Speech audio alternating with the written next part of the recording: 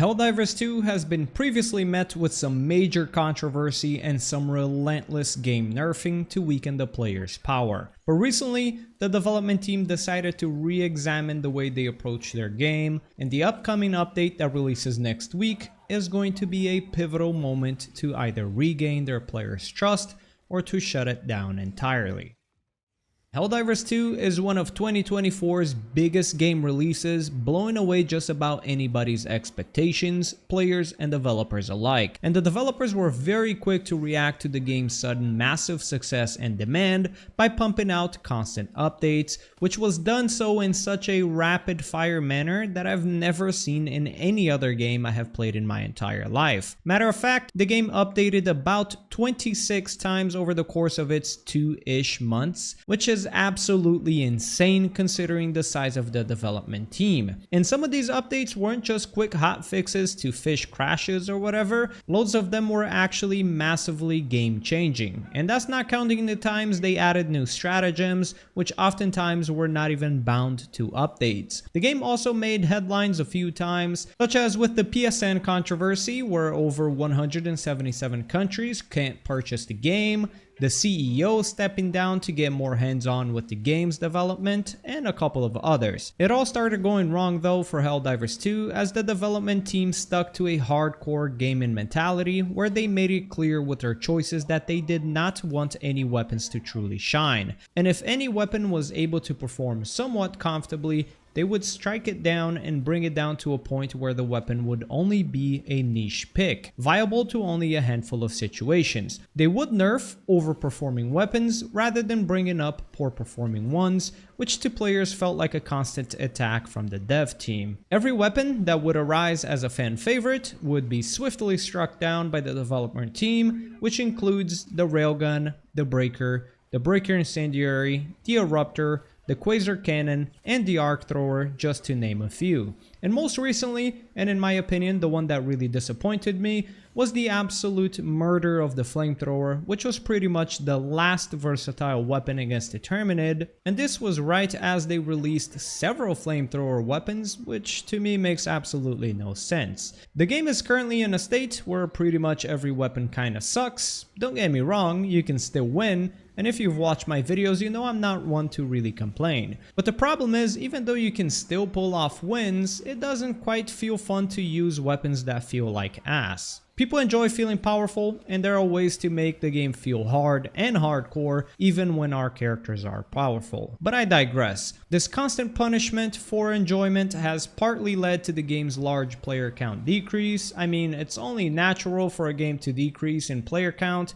especially 7 months after release. But I can speak for myself, and I'll say I believe I started to lose some of the passion for the game as I found myself more and more avoiding fights and somewhat cheesing the game to achieve success, seeing how my weapons would hit as hard as a pancake. The development team, as you may already know, has announced that they will be re-examining their approach to balance, and as they put it, their intention is that balance should be fun, not balanced for the sake of balance. And next week, on the 17th of September, they're going to release a big balance patch, and I think this is going to be one of the most important updates the game has ever had. The reason for that is that this upcoming patch will show whether the development team will actually stop punishing fun or not. If I recall correctly, they did say in the past that they were going to steer away from nerfing so much, and that was right before they absolutely nuked the flamethrowers. So I believe a lot of players are as reluctant as I am about getting too excited about next week's update. This update, however, will tell us whether the development team is actually going to focus on fun first and balance second. Now mind you,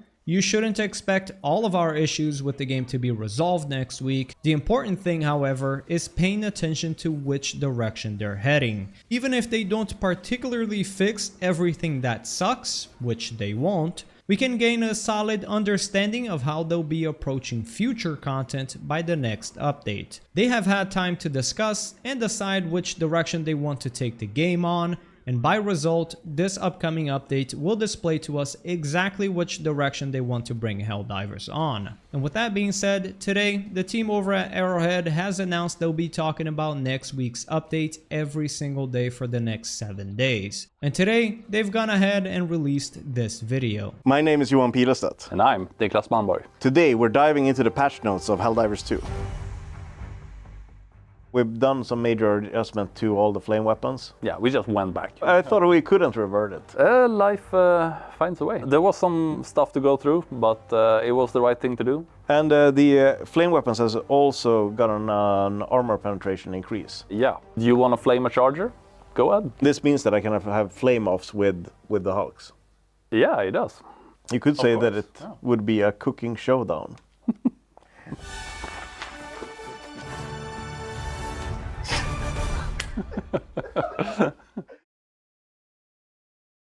So a big takeaway from that comes from the post over at Discord. They've stated they'll not only be bringing flamethrowers back to their previous state, but they'll also increase its damage by 33%. And on top of that, it will now seemingly damage Hulks. I mean, previously it couldn't hurt Hulks at all, but now apparently it will, and I personally can't wait to get my hands on it to give it a try. So far, it seems like they're looking to give weapons a massive boost. I mean, just bringing the flames back to their previous state and allowing it to damage Hulks would be a powerful buff, but then adding 33% more damage to that mix makes it a massive buff. And I am, of course, extremely excited, but once again, reluctant to be so.